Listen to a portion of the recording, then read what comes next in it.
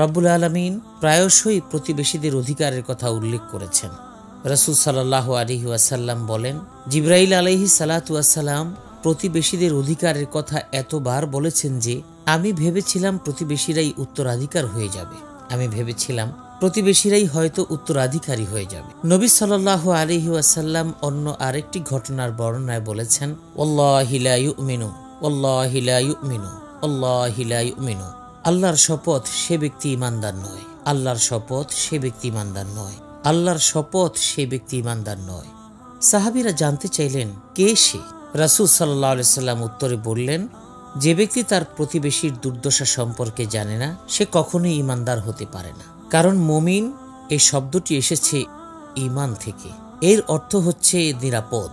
প্রত্যেকটি মানুষ নিরাপদ এবং তারা মুমিনদের বিশ্বাস করে, আর সেটাই হচ্ছে প্রকৃত মুমিন।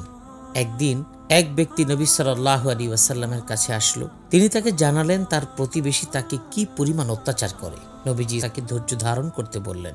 কিন্তু লোকটি যখন বারবার আসতে থাকলো, তখন নবী সাল্লাল্লাহু আলাইহি ওয়াসাল্লাম তাকে বললেন, যাও, তোমার জিনিসপত্র ঘর থেকে বের করে নাও।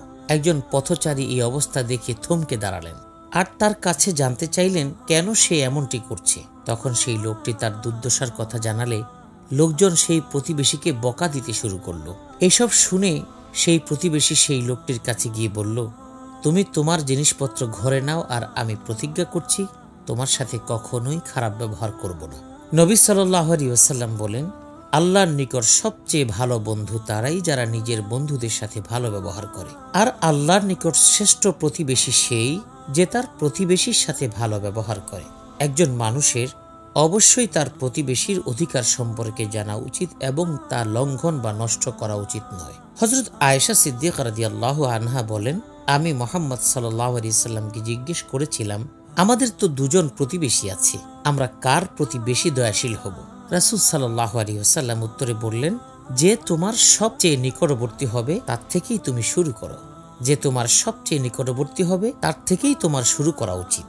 অন্য আরেকটি হাদিসে রাসূলুল্লাহ সাল্লাল্লাহু আলাইহি ওয়াসাল্লাম বর্ণনা করেছেন, কোন ব্যক্তি তার প্রতিবেশীর অধিকার রক্ষা করছে কিনা সেই ব্যাপারে নিশ্চিত না থাকলে সে জান্নাতে যাবে না। তাই একজন মানুষের প্রতিবেশীর অধিকার সম্পর্কে জানা উচিত।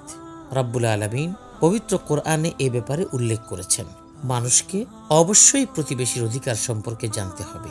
মানুষকে এর জন্য জবাবদিহি করতে হবে আল্লাহর কাছে। তাকে জবাব দিতে হবে যে সে প্রতিবেশীর সাথে ভালো ব্যবহার করেছে কি করেনি।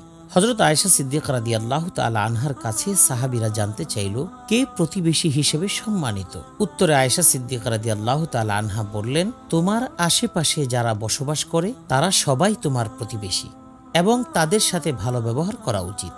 প্রতিবেশীদের অধিকার অতি গুরুত্বপূর্ণ। আমরা সবাই আবু যার আল গিফারি সম্পর্কে জানি। আবু যার আল গিফারি রাদিয়াল্লাহু আনহু উপদেশ দিয়েছিলেন যে, তুমি যখন তরকারি তৈরি করো তখন পারলে একটু বেশি তৈরি করো, যাতে তোমার প্রতিবেশীও খেতে পারে। মানে মানুষ যেন খাবার তার প্রতিবেশীর সাথে ভাগাভাগি করে খায়। অন্য এক হাদিসে রাসূল সাল্লাল্লাহু আলাইহি ওয়াসাল্লাম বলেছেন, যে ব্যক্তি তার প্রতিবেশীকে ক্ষুধার্ত রেখে নিজে বিছানায় ঘুমাতে যায় সে আমাদের অন্তর্ভুক্ত নয়। কিছু আলেমের মতে এখানে সে হলো সেই মানুষ যে ঈমান থেকে নিজেকে সরিয়ে রেখেছে। আস্তাগফিরুল্লাহ। আবার কিছু আলেম মনে করেন সেই মানুষটি হযরত রাসূল সাল্লাল্লাহু আলাইহি ওয়াসাল্লামকে অনুসরণ করছেন না। যে ব্যক্তি তার প্রতিবেশীকে ক্ষুধার্ত রেখে নিজে বিছানায় ঘুমাতে যায় সে আল্লাহর পথ অনুসরণ করে না। যখন প্রতিবেশীর সাথে সম্পর্ক দুর্বল হয়ে যায় তখন সমাজের মধ্যে বিশৃঙ্খলার সৃষ্টি হয়। আমাদের পূর্বপুরুষেরা বলেছেন, প্রতিবেশীরা সব সময় একে অপরের উপর নির্ভরশীল। তারা ঠিকই বলেছেন। মানুষ যখন অসুস্থ হয় এবং তার যদি কিছুর প্রয়োজন হয় তখন যে ব্যক্তি প্রথম এগিয়ে আসে তিনি হলেন প্রতিবেশী। বিষয়টি এমন যে জন্ম থেকেই মানুষ একে অপরের সাথে জড়িত, মানে একে অপরের পরিপূরক। ঠিক যেমন একজন মানুষ তার আত্মীয়ের কাছে সাহায্য চাইতে পারে, ঠিক তেমনি সে তার প্রতিবেশীর কাছেও সাহায্য চাইতে পারে। কিন্তু যদি প্রতিবেশীরা একে অপরের সাথে খারাপ ব্যবহার করে, যদি একে অপরের প্রতি অসাধু হয়, তাহলে কে তাদেরকে সাহায্য করবে? এই জন্যই আল্লাহ পাক এই নির্দেশ দিয়েছেন যেটা আমি শুরুতেই উল্লেখ করেছি। এবং রাসূল সাল্লাল্লাহু আলাইহি ওয়াসাল্লাম বলেছেন, জিবরাইল আলাইহিস সালাম প্রতিবেশীদের অধিকারের কথা এতবার বলেছেন যে, তাদের সাথে সৎ ব্যবহারের কথা এত বলেছেন যে আমি ভেবেছিলাম প্রতিবেশীরাই হয়তো আমাদের উত্তরাধিকারী, আমি ভেবেছিলাম তারাই হয়তো আমাদের ভাই বোন, মানে তারাই আমাদের ভাই বোন এবং সহোদর যারা আমাদের উত্তরাধিকারী হবে। আমি ভেবেছিলাম তারা আমাদের পরিবারেরই একটি অংশ।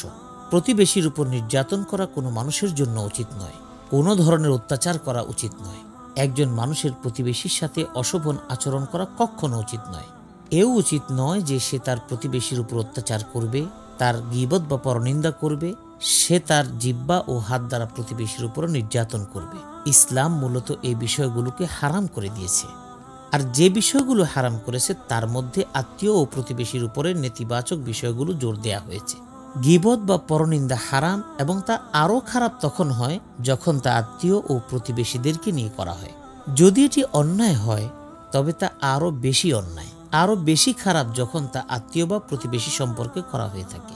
মানুষের উচিত এই অধিকারের বিষয়ে সবসময় খেয়াল রাখা এবং সে অনুযায়ী কাজ করা। একজন মুমিন কখনোই বলবে না যে আমি এই বিষয়ে কোনো গুরুত্ব দিই না।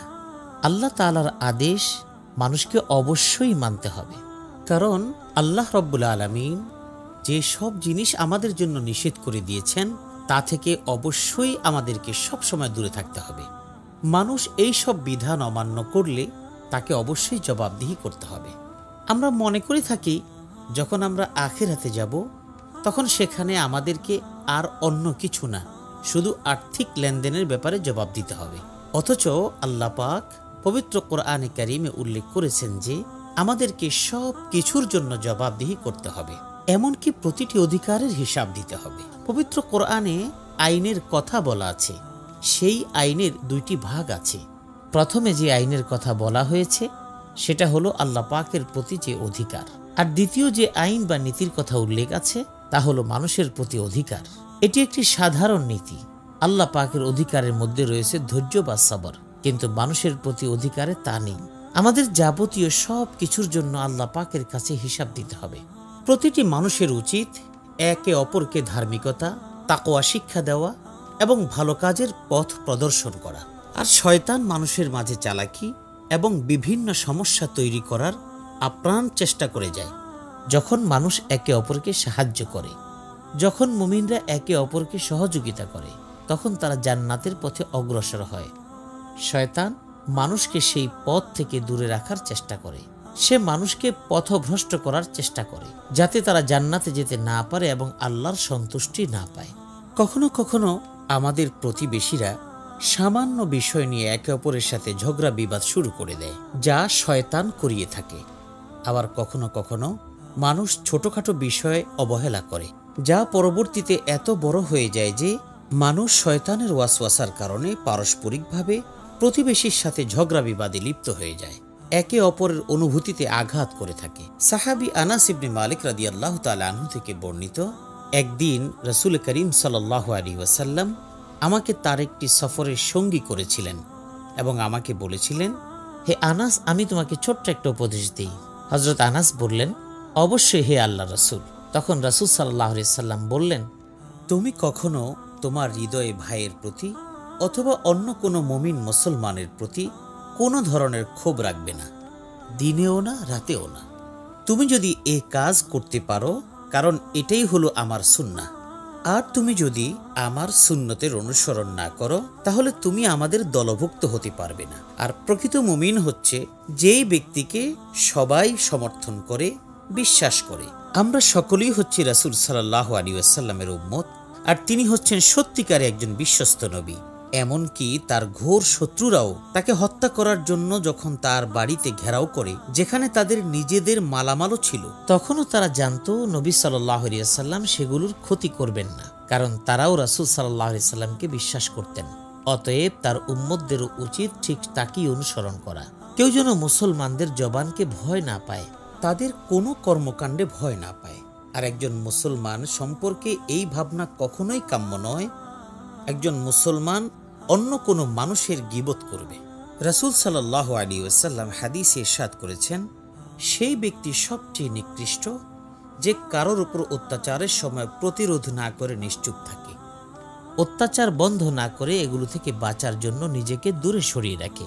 দুনিয়াতে মানুষের হয়তো এটা সঠিক মনে হতে পারে, কিন্তু আখিরাতের জন্য এটা সঠিক কাজ নয়। এটা আখেরাতে গ্রহণযোগ্য নয়।